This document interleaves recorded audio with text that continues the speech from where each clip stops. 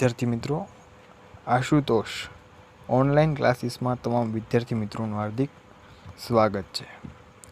आज આપણે ધોરણ 9 અને ધોરણ 10 બંને માટે ગ્રામરનો ખૂબ ઉપયોગી ટોપિક એવા કાળ વિશે ચર્ચા કરવા જઈ રહ્યા છીએ। તો કાળ વિશે ચર્ચા કરતા પહેલા મારે તમને કાળનું મહત્વ સમજાવવું છે કે આપણા ગ્રામરમાં, અંગ્રેજી ગ્રામરમાં કાળ અગત્યનો શું કામ છે, કાળનો વ્યવસ્થિત અભ્યાસ શા માટે આપણે કરવો જોઈએ। તો મિત્રો, વાત કરીએ કાળ વિશે, તો અંગ્રેજી ભાષામાં આવતી કોઈ પણ વાક્ય રચનાને સમજવા માટે તમને કાળ આવડવું એ ખૂબ જરૂરી છે। બીજું કે ગુણભારની દૃષ્ટિએ જોઈએ તો ગુણભારની દૃષ્ટિએ પણ તમારે માટે એ કાળ ખૂબ મહત્ત્વનો છે। શું કામ? કારણ કે ધોરણ 9 અને ધોરણ 10 બંનેમાં એક ટૉપિક પૂછાય છે ગ્રામરની અંદર, એડિટિંગ ધ ટેક્સ્ટ અથવા ચેન્જ ધ ટેક્સ્ટ। એ બંને 2-2 માર્કનો હોય છે। ત્યારબાદ બીજા 2 માર્કનું એક્ટિવ અને પેસિવ હોય છે, અથવા change in pronoun, change in gender, change in number, change singular to plural, એ બધું પૂછાતું હોય છે। તો એમાં પણ કાળનું ખૂબ મહત્ત્વ છે। ત્યારબાદ ધોરણ 9માં વાત કરીએ તો 3 માર્કનું ડાયરેક્ટ ઇનડાયરેક્ટ હોય છે। તો ડાયરેક્ટ ઇનડાયરેક્ટ આવડવા માટે તમને કાળ આવડવો ખૂબ જરૂરી છે, જ્યારે એ જ ડાયરેક્ટ ઇનડાયરેક્ટ ધોરણ 10માં એ 4 માર્કનું કમ્પલસરી પૂછાતું હોય છે। તો ડાયરેક્ટ ઇનડાયરેક્ટમાં પણ તમને કાળ આવડતો હશે તો જ તમે આગળ વધી શકશો। ત્યાર ઉપરાંત વાત કરીએ ફંક્શન્સની, તો ફંક્શનના આધારે કમ્પ્લીટ ધ સેન્ટેન્સ, જે ધોરણ 9 અને ધોરણ 9માં નહીં પણ ધોરણ 10, 11, 12 એમાં પણ આવે છે। તો કમ્પ્લીટ ધ સેન્ટેન્સમાં પણ વાક્ય પૂર્ણ કરવા માટે એ તમને કાળ ખૂબ મહત્ત્વનો છે। ત્યારબાદ વાત કરીએ પેરેગ્રાફ રાઇટિંગની, અથવા ઈમેલ રાઇટિંગની, અથવા શોર્ટ નોટ છે, અથવા કોઈ ક્વેશ્ચન આન્સર છે, તો એ લેખન વિભાગમાં પણ તમને કાળ આવડતો હશે તો જ તમે યોગ્ય વાક્ય બનાવી શકશો। નહીંતર તમારું વાક્ય એ યોગ્ય રીતે ગોઠવાયેલું નહીં હોય અને પરિણામે તમે જે અર્થ, જે વાક્યનો ભાવ તમે રજૂ કરવા જઈ રહ્યા છો તે સામેની વ્યક્તિને સમજાશે નહીં, અને બનશે એવું કે એના કારણે તમારે તમારા માર્ક્સથી હાથ ધોવા પડશે, અથવા તો પરીક્ષામાં તમે જેટલા માર્ક સાથે સ્કોર કરવા માંગતા હતા એ માર્ક્સ તમે અચીવ કરી શકશો નહીં। તો જ્યાં સુધી અંગ્રેજી ભણશો ત્યાં સુધી આ કાળ છે એ તમારો પીછો છોડવાના નથી। તો આપણો પ્રયત્ન અત્યારે એવો જ હોવો જોઈએ કે બસ એકવાર કાળ વ્યવસ્થિત શીખી લેવા છે, જેથી આજીવન પછી અંગ્રેજીમાં કાળ બાબતમાં આપણને તકલીફ પડે નહીં। તો એક એવા જ પ્રયત્ન સાથે આપણે કાળની ખૂબ બેઝિકથી શરૂઆત કરવા જઈ રહ્યા છીએ। તો તમામ વિદ્યાર્થીઓ એ ખૂબ ધ્યાનથી આનો અભ્યાસ કરે અને તમામ જે વસ્તુ છે એને સાથે સાથે નોટ ડાઉન કરતા જાય, તો કાળ વિશે આપણને તકલીફ પડશે નહીં। તો ચાલો હવે આપણે બહુ દેર કરવી નથી, શરૂ કરીએ કાળ વિશે। તો ટેન્સ, ઇંગ્લિશમાં કાળને શું કહેવામાં આવે છે? ટેન્સ તરીકે ઓળખવામાં આવે છે। હવે અહીંયા મારી સાથે ધોરણ 9 અને 10ના વિદ્યાર્થીઓ આ વિડીયો જોતા હશે, એટલે મારે તમને જણાવવાનું કે આ ટેન્સ એ ઘણા વિદ્યાર્થીઓ, ખાસ કરીને 9માવાળા, એને વાંચવામાં તકલીફ પડતી હોય છે। ઘણા ટેન્સે વાંચે છે। તો ટેન્સે લખેલું નથી, આ શું લખેલું છે? ટેન્સ લખેલું છે। તો ટેન્સ મતલબ શું થશે? કાળ। હવે તમને એ તો ખબર છે કાળને ઇંગ્લિશમાં ટેન્સ કહેવાય, પણ ખરેખર કાળ એટલે શું? ગુજરાતીમાં કાળ એટલે શું?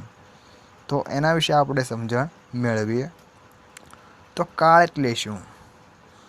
તો કે કાળનો સામાન્ય અર્થ સમય એવો થાય છે। કાળને સામાન્ય ભાષામાં આપણે સમય તરીકે ઓળખતા હોઈએ છીએ. હવે કોઈ પણ ક્રિયા કે કોઈ પણ ઘટના બનવાનો સમય એને જ આપણે શું કહીએ છીએ? કાળ તરીકે ઓળખીએ છીએ. કોઈ પણ ક્રિયા કે કોઈ પણ ઘટના બનવાનો સમય એ આપણો કાળ છે.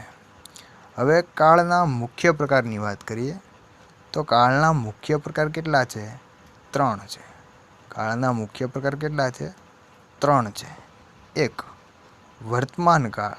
વર્તમાન કાળને ઇંગ્લિશમાં કહેવાય છે પ્રેઝન્ટ ટેન્સ. 2. ભૂતકાળ. ભૂતકાળને ઇંગ્લિશમાં કહેવાય છે પાસ્ટ ટેન્સ. અને 3. ભવિષ્યકાળ. ભવિષ્યકાળને ઇંગ્લિશમાં કહેવાય છે ફ્યુચર ટેન્સ. તમે જોતા હશો અથવા અનુભવતા હશો કે કોઈ પણ ક્રિયા અથવા કોઈ પણ ઘટના એ મુખ્યત્વે 3 સમયમાં થતી હોય છે. એ 3 સમયની અંદર એ ઘટના કે ક્રિયા બનતી હોય છે. એ 3 સમય એ જ આપણા મુખ્ય કાળના પ્રકાર 3. હાલમાં કોઈ ઘટના બનતી હોય એટલે કે વર્તમાનમાં કોઈ ઘટના બનતી હોય, દાખલા તરીકે હું અંગ્રેજી ભણાવું છું, તો અંગ્રેજી ભણાવવાની ક્રિયા મારી હાલમાં વર્તમાનમાં બને છે. તો આ ક્રિયા એ કયા કાળમાં દર્શાવાશે? વર્તમાન કાળમાં દર્શાવાશે. ભૂતકાળ કોને કહેવાય? તો ભૂતકાળ એટલે પાસ્ટ ટેન્સ.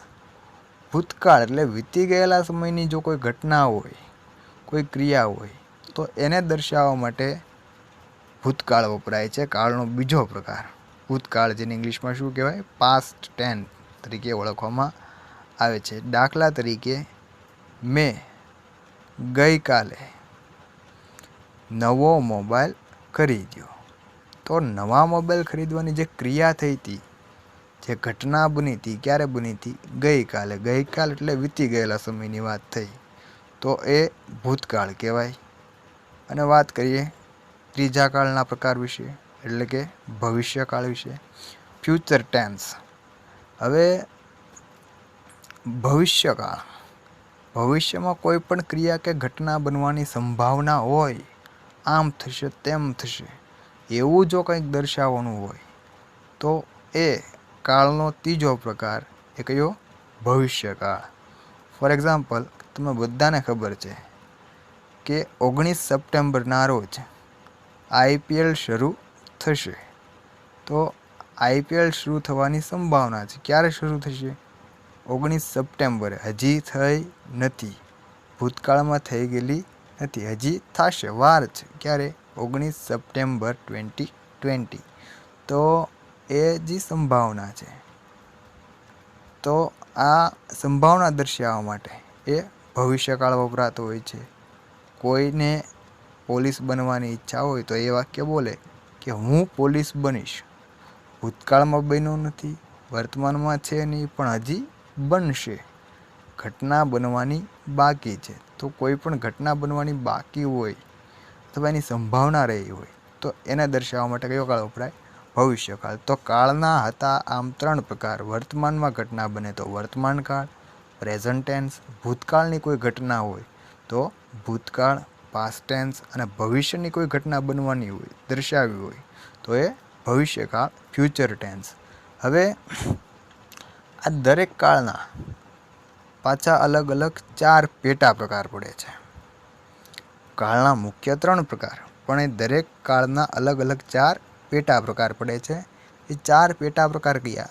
તો એક તો સાદો કાળ હોય. તો વર્તમાન કાળનું આપણે એક્ઝામ્પલ લઈએ કે સાદો વર્તમાન કાળ. તો સાદો એટલે સિમ્પલ, વર્તમાન કાળ એટલે પ્રેઝન્ટ ટેન્સ. તો સાદા વર્તમાન કાળને કહીશું સિમ્પલ પ્રેઝન્ટ ટેન્સ. બીજો પ્રકાર છે ચાલુ. તો ચાલુ એટલે કન્ટિન્યુઅસ. તો ચાલુ વર્તમાન કાળ, કન્ટિન્યુઅસ પ્રેઝન્ટ ટેન્સ. ત્રીજું પરફેક્ટ એટલે કે પૂર્ણ કાળ. તો પરફેક્ટ પ્રેઝન્ટ ટેન્સ, પૂર્ણ વર્તમાન કાળ. અને એ જ રીતે ચોથો પ્રકાર છે ચાલુ પૂર્ણ એટલે કે કન્ટિન્યુ પરફેક્ટ પ્રેઝન્ટ ટેન્સ. આમ દરેક કાળના 4 પ્રકાર પડતા હોય છે: સાદો, ચાલુ, પૂર્ણ અને ચાલુ પૂર્ણ. તો એમાંથી આજે આપણે ખૂબ મહત્ત્વનો એવો સાદો વર્તમાન કાળ એ મોટા ભાગે એડિટિંગ ધ ટેક્સ્ટમાં જે 9મા અને 10મામાં પૂછાતો હોય છે, તો એ સાદા કાળ વિશે આપણે ચર્ચા કરવાની છે. તો વાત કરીએ સાદો વર્તમાન કાળ ઉપર તમને જણાવ્યા મુજબ સાદો એને ઇંગ્લિશમાં કહેવાય સિમ્પલ, વર્તમાન કાળને શું કહેવાય પ્રેઝન્ટ ટેન્સ. તો સાદો વર્તમાન કાળ સિમ્પલ પ્રેઝન્ટ ટેન્સ. હવે કાળ સમજવાની એક ફોર્મ્યુલા છે, એક પ્રક્રિયા છે. તો એ કાળ આપણે અલગ અલગ પદ્ધતિથી સમજવાનો પ્રયત્ન કરશું. એમાં સૌપ્રથમ કાળનો આપણે દરેક કાળનો પહેલાં ઉપયોગ જોશું. તો ચાલો જોઈએ ઉપયોગ યુઝ કઈ જગ્યાએ સાદો વર્તમાન કાળ છે એ પ્રયોજવામાં આવે છે. તો કે છે રોજબરોજની ક્રિયા. હવે કેટલીક વાર એવું થશે કે તમને વાક્ય જોતાં જ ખબર પડી જાય કે આ કયો કાળ છે, જો તમને એનો ઉપયોગ આવડતો હશે તો કાળને ઓળખવામાં પણ ખાસ મદદરૂપ થશે. તો ઉપયોગમાં પેલું છે રોજબરોજની ક્રિયા. જે ક્રિયા તમારે રોજબરોજ અથવા વારંવાર કરવી પડતી હોય તો એ તમામ ક્રિયાને તમારે સાદા વર્તમાન કાળમાં દર્શાવવાની હોય છે. ફોર એક્ઝામ્પલ, હું રોજ વહેલા ઉઠું છું. તો આ વહેલા જાગવાની ક્રિયા છે એ રોજ થાય છે, તો એ કેમાં દર્શાવવામાં આવશે સાદા વર્તમાન કાળમાં દર્શાવવામાં આવશે. નિયમિત થતી ક્રિયા. જે ક્રિયા નિયમિત થતી હોય, જો રોજબરોજની ક્રિયા અને નિયમિત થતી ક્રિયા બંનેમાં ડિફરન્ટ છે. મોટા ભાગના વિદ્યાર્થીઓને એવું લાગતું હોય છે કે આ બંને એકની, ના, બંને અલગ અલગ છે. રોજબરોજની ક્રિયા છે એ રોજ થતી હોય છે, જ્યારે નિયમિત થતી ક્રિયા છે એ રોજ થતી હોય એવું જરૂરી નથી. ફોર એક્ઝામ્પલ તમને હું સમજાવું કે અમન રોજ શાળાએ જાય છે. તો અમન શાળાએ જતો હશે એ નિયમિત થતી ક્રિયા છે અને રોજબરોજની ક્રિયા પણ છે. પણ હું તમને એમ કહું કે અમે દર રવિવારે ક્રિકેટ રમીએ છીએ. તો ક્રિકેટ રમવાની ક્રિયા થાય છે નિયમિત રીતે થાય છે, પણ ક્યારે દર રવિવારે. આ ક્રિકેટ રમવાની ક્રિયા રોજ થતી નથી, દર રવિવારે ક્રિયા થાય છે, તો એ નિયમિત થતી ક્રિયા થઈ, રોજબરોજની ક્રિયા થઈ નહીં. તો આ બંનેમાં ડિફરન્સ છે, ખાસ સમજો. નિયમિત થતી ક્રિયા એ પણ સાદા વર્તમાન કાળમાં જ દર્શાવવામાં આવે છે. પછી કોઈ પણ વ્યક્તિની ટેવ હોય તો એ ટેવને પણ સાદા વર્તમાન કાળમાં દર્શાવવામાં આવે છે. ફોર એક્ઝામ્પલ, હું જમણા હાથે લખું છું. ઘણાના જમણા હાથે લખવાની ટેવ હોય, ઘણાને ડાબા હાથે લખવાની ટેવ હોય. તો કોઈ પણ ટેવ છે એ ટેવને તમે સાદા વર્તમાન કાળથી જ દર્શાવી શકો. કોઈનો શોખ, તો શોખને પણ સાદા વર્તમાન કાળમાં દર્શાવવામાં આવે છે. વિરાટને ક્રિકેટ ખૂબ પસંદ છે. તો વિરાટ તો જ ક્રિકેટર બન્યો હોય. તો વિરાટને ક્રિકેટ ખૂબ પસંદ છે, ક્રિકેટ એનો શોખ છે. તો એ પણ કેમાં દર્શાવવામાં આવે છે સાદા વર્તમાન કાળમાં દર્શાવવામાં આવે છે.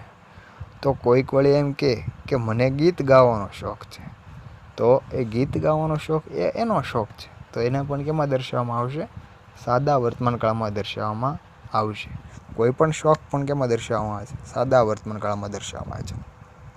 પછી વાત કરીએ સનાતન સત્ય. તો સનાતન સત્ય કે જેને ઇંગ્લિશમાં તમે યુનિવર્સલ ટ્રુથ તરીકે ઓળખતા હો છો. હવે સનાતન સત્ય એટલે શું? આમાં ઘણાને ખબર પડતી નથી. તો સનાતન સત્ય એટલે બીજું કંઈ નહીં, એવું સત્ય કે જેમાં આપણે ઈચ્છવા છતાં કંઈ પણ ફેરફાર કરી શકીએ નહીં. એ સત્ય એટલે સનાતન સત્ય, યુનિવર્સલ ટ્રુથ, કે જે વર્ષોથી આદિકાળથી એમને ચાલતું આવ્યું છે.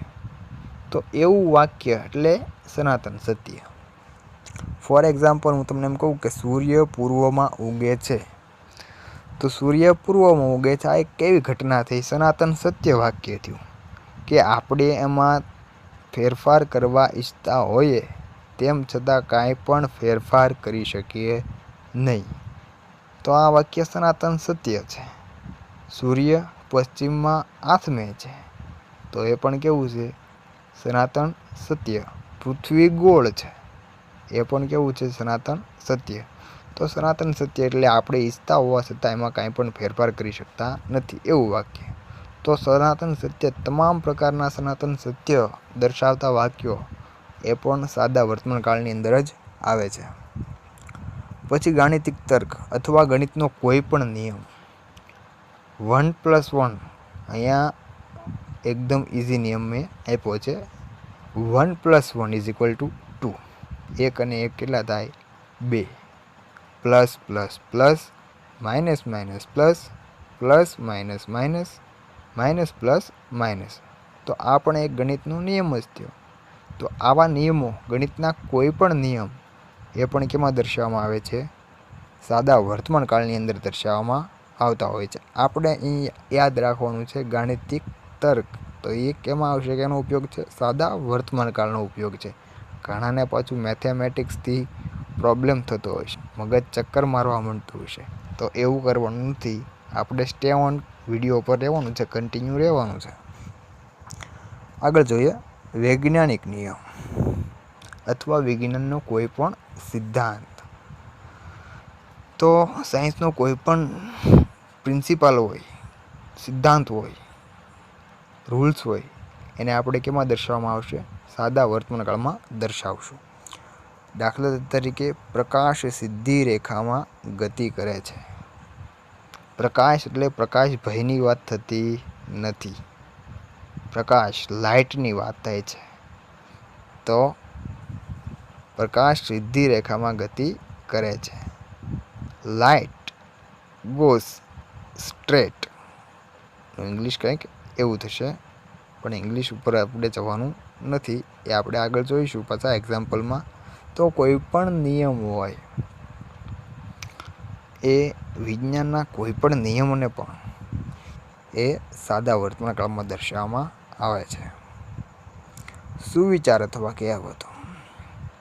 સુંદર અક્ષર એ હાથનું ઘરેણું છે. તો સુવિચાર છે. એ જ રીતે અહીં કહેવત આપી છે, જેવા સાથે તેવા, ટીટ ફોર ટેટ. તો આવા જે સુવિચાર અથવા કહેવતો હોય છે એ કહેવતો પણ સાદા વર્તમાન કાળમાં જ દર્શાવવામાં આવતી હોય છે. ભગવાન તેઓને જ મદદ કરે છે કે જે પોતાની જાતને મદદ કરે છે. તો આ એક સુવિચાર છે. God help those who help themselves. તો આ સુવિચાર છે. આને પણ કેમાં દર્શાવવામાં આવે છે? સાદા વર્તમાન કાળમાં દર્શાવવામાં આવે છે. આગળ મહાન વ્યક્તિના કથનો. મહાન વ્યક્તિ, જે મહાપુરુષો જે થઈ ગયા છે, એ મહાપુરુષોના કહેવાયેલા કથનો, એ બધા કથનો હંમેશા સાદા વર્તમાન કાળમાં દર્શાવવામાં આવતા હોય છે. તો સત્ય એ જ મારા ભગવાન, એવું કહેનારા કોણ હતા? આપણા બધાના હોટ ફેવરિટ કોણ? મહાત્મા ગાંધી, જેની આપણને બધાને અવારનવાર જરૂર પડતી હોય છે. બધા વગર ચાલે પણ મને ગાંધી વગર ચાલશે નહીં. તો સત્ય એ જ મારા ભગવાન, ટ્રુથ ઇઝ માય ગોડ, એવું કહેનારા હતા ગાંધીજી. તો આ ગાંધીજીનું કથન છે. મહાન વ્યક્તિના કથનો એ પણ બધા સાદા વર્તમાન કાળમાં દર્શાવવામાં આવતા હોય છે. સ્વામી વિવેકાનંદે પણ કીધું હતું, ખૂબ સાંભળેલું છે તમે બધાએ, કે ઉઠો જાગો અને ધ્યેય પ્રાપ્તિ સુધી માંડ્યા રહો. Awake, arise and go until you reach your goal. તો આ સ્વામી વિવેકાનંદનું કથન છે. તો આવા મહાન પુરુષના તમામ કથનો એ પણ સાદા વર્તમાન કાળમાં જ દર્શાવવામાં આવતા હોય છે. આયોજન. કોઈ પણ આયોજન, પ્લાનિંગ સાદા વર્તમાન કાળમાં થાય છે, સાદા વર્તમાન કાળમાં દર્શાવવામાં આવે છે. મારા જન્મદિવસની પાર્ટી આજે સાંજે 9 વાગે છે. તો આ એક પ્રકારનું આયોજન છે, પ્લાનિંગ છે. તો એ પણ કેમાં આવશે? સાદા વર્તમાન કાળમાં આવશે. એ જ પ્રમાણે ગોઠવણી. કોઈ પણ અરેન્જમેન્ટ તમારે દર્શાવવું હોય તો એ ગોઠવણી દર્શાવવી હોય તો સાદા વર્તમાન કાળમાં દર્શાવવામાં આવતી હોય છે. ગણિત બાદ તમારે અંગ્રેજીનો તાસ છે. તો આ પણ એક પ્રકારની ગોઠવણી છે, સાદા વર્તમાન કાળમાં દર્શાવવામાં આવતી હોય છે. સામાન્ય હકીકતો. સામાન્ય હકીકતો, કેટલાક ફેક્ટ્સ એ પણ સાદા વર્તમાન કાળમાં દર્શાવવામાં આવતા હોય છે. કેવા? તો કે સિંહ ઘાસ ખાતો નથી. આપણને બધાને ખબર છે કે સિંહ ભૂખ્યો મરી જાય પણ ઘાસ ખાય નહીં. તો આ ફેક્ટ બાબત છે, સામાન્ય હકીકત છે. તો આવી સામાન્ય હકીકતો એ પણ સાદા વર્તમાન કાળમાં દર્શાવવામાં આવતી હોય છે. The lion not eat grass. તો આ સામાન્ય હકીકત છે સિંહ વિશેની, કે સિંહ ઘાસ ખાતો નથી. તો the lion does not eat grass સામાન્ય હકીકત છે. તો સાદા વર્તમાન કાળમાં આજ્ઞાર્થ વાક્ય. આજ્ઞાર્થ વાક્ય કોઈ પણને આજ્ઞા, વિનંતી, સૂચન વગેરે દર્શાવતું વાક્ય આજ્ઞાર્થ વાક્ય, કે જેને શરૂઆતમાં શું હોય? ક્રિયાપદ હોય છે, ક્રિયાપદથી બનતું હોય છે. તો આવું વાક્ય એટલે આજ્ઞાર્થ વાક્ય. ફરીવાર આજ્ઞાર્થ વાક્યને સમજાવું તમને, કે જે વાક્યની શરૂઆત ક્રિયાપદથી થતી હોય તેને આજ્ઞાર્થ વાક્ય કહેવાય. આવા આજ્ઞાર્થ વાક્યમાં સૂચન હોઈ શકે, કોઈ આદેશ હોઈ શકે, વિનંતી હોઈ શકે. તો આ તમામ પ્રકારના વાક્ય છે આજ્ઞાર્થ વાક્ય. ખાસ યાદ રાખવાનું કે તેની શરૂઆત કેનાથી થઈ શકે? ક્રિયાપદથી થતી હોય છે. ઓકે, તો આજ્ઞાર્થ વાક્ય, જ્યાં ત્યાં થૂંકશો નહીં. Do not split anywhere. જ્યાં ત્યાં થૂંકશો નહીં. તો આજ્ઞાર્થ વાક્ય છે. એ જ પ્રમાણે તમે ઘણી બધી જગ્યાએ વાંચેલું પણ હશે કે અહીં વાહન મૂકશો નહીં. Do not park vehicle here. તો આ પણ આજ્ઞાર્થ વાક્ય છે, સાદા વર્તમાન કાળથી દર્શાવવામાં આવતું હોય છે. નાટ્યાત્મક વર્ણન. કોઈ પણ નાટક હોય એનું વર્ણન છે એ પણ સાદા વર્તમાન કાળમાં થતું હોય છે. રાજા ધીમે ધીમે મહેલમાં પ્રવેશે છે. તો આ એક પ્રકારનું વર્ણન છે કે રાજા ધીમે ધીમે ડગલા માંડે છે બાહુબલીની જેમ. તો આ વર્ણન છે, નાટકનું વર્ણન છે. તો સાદા વર્તમાન કાળમાં દર્શાવવામાં આવતું હોય છે. શરતી વિધાન, કન્ડિશનલ સ્ટેટમેન્ટ. શરતી વિધાન એ પણ સાદા વર્તમાન કાળમાં દર્શાવવામાં આવતું હોય છે. જો મહેનત કરશો તો પાસ થશો. તમારા બધા માટે લાગુ પડે છે. પણ આપણે ખાલી પાસ થવાનું નથી, આપણે સારો સ્કોર કરવાનો છે. જો મહેનત કરશો તો પાસ થશો. If you work hard you will get success. તો સાદા વર્તમાન કાળમાં આ વપરાતું હોય છે. તો આ જોયા હતા આપણે સાદા વર્તમાન કાળના ઉપયોગ. ફરીવાર ઉપયોગને રિવાઇઝ કરી નાખીએ કે રોજબરોજની ક્રિયા, નિયમિત થતી ક્રિયા, ટેવ, શોખ, સનાતન સત્ય. 5 ક્રમ બનાવી નાખો, અથવા 3 જેવી તમારી કેપેસિટી. 3 યાદ રાખો, 5 યાદ રાખો, 2 યાદ રાખો. આપણને અલ્ટિમેટ ગોલ એ છે કે આ ઉપયોગ આપણે વધારેમાં વધારે યાદ રાખવાના છે. રોજબરોજની ક્રિયા, નિયમિત થતી ક્રિયા, ટેવ, શોખ, સનાતન સત્ય, ગાણિતિક તર્ક, વિજ્ઞાનના નિયમો, સુવિચારો, કહેવતો, મહાન વ્યક્તિના કથનો, આયોજન, ગોઠવણી, સામાન્ય હકીકતો, આજ્ઞાર્થ વાક્ય, નાટ્યાત્મક વર્ણન કે શરતી વિધાન. આ હતા આપણા સાદા વર્તમાન કાળના ઉપયોગો. તો સાદા વર્તમાન કાળના ઉપયોગ વિશે વાત કર્યા બાદ આપણે તેના કીવર્ડ્સ, નિશાનીઓ વિશે વાત કરીએ. કેટલીક વાર આપણને બને એવું કે આપેલ વાક્યનું આપણને વ્યવસ્થિત સ્પષ્ટ ગુજરાતી આવડતું હોતું નથી. તો તેના કારણે આપણે યોગ્ય કાળ ઓળખી શકશું નહીં. કાળ ઓળખી ન શકીએ એટલે ત્યાં આપણું કામ તમામ થઈ જાય છે. ત્યાંથી પછી આગળ શું કરવું એના વિશે આપણને ખબર પડતી નથી. તો એની માટે કીવર્ડ્સ એ કેટલાક મહત્ત્વનો ભાગ ભજવે છે. આ કીવર્ડ્સ યાદ રાખી લો એટલે આ કીવર્ડ્સના આધારે તમને ગુજરાતી આવડે કે ન આવડે, તમને કાળ કયો છે એ ખબર પડી જશે. જેથી ઘણા બધા ટૉપિકમાં આગળ વાંધો આવશે નહીં. તો એ કીવર્ડ્સની વાત કરીએ તો સૌપ્રથમ કીવર્ડ્સ, નિશાનીઓ. એવરી ડે, વીક, મંથ કે યર. એવરી ડે એટલે દરરોજ. એ જ રીતે એવરી સાથે વીક હોય, એવરી વીક, એવરી મંથ હોય, એવરી યર હોય. Every day, every week, every month, every year. Always, આ શબ્દ યાદ રહ્યા, 5 શબ્દ થઈ ગયા. Every day, every week, every month, every year અને ઓલવેઝ. 5 શબ્દ યાદ રાખવાની ટ્રીક હું તમને બતાવતો જાઉં છું. હવે આ બધામાં એલવાય છેલ્લે છે, તો 4 શબ્દ યાદ રાખી લો. Regularly, normally, usually, rarely. Regularly, normally, usually, rarely. Regularly એટલે નિયમિત રીતે, નોર્મલ એટલે સામાન્ય રીતે, યુઝ્યુઅલી એટલે રાબેતા મુજબ અને રેરલી એટલે ભાગ્યે જ. કેટલા શબ્દ યાદ રહી ગયા આપણને? 5 ને 4 9 શબ્દ યાદ રહી ગયા. Every day, every week, every month, every year, always, regularly, normally, usually, rarely. Okay, આગળ વધીએ. Sometime, seldom, often, never. 4ની જોડી. Sometime, seldom, often, never. Sometime, seldom, often, never. આ રીતે યાદ રાખશો તમે ટોન બનાવીને તો પણ યાદ રહી જશે. Sometime, seldom, often, never. તો સમટાઈમ એટલે ક્યારેક, સેલ્ડમ એટલે ભાગ્યે જ, ઓફન એટલે વારંવાર, નેવર એટલે કદી નહીં, ક્યારેય નહીં. એવર અને ઇફ. એવર અને ઇફ 5 પણ યાદ રાખી શકો. Sometime, seldom, often, never, ever, if. એમ પણ તમે યાદ રાખી શકો. દરેકની કેપેસિટી પ્રમાણે યાદ રાખવાના છે. તો આ રીતે તમારે કીવર્ડ્સ ગમે એમ કરીને યાદ રાખવા પડશે. જેટલા વધારે તમે કીવર્ડ્સ યાદ રાખશો એટલો બેનિફિટ તમને રહેશે. હવે વાત કરીએ એની સેન્ટન્સ પેટર્ન વિશે, વાક્ય રચના વિશે. તો વાક્ય રચના ખાસ મહત્વની છે.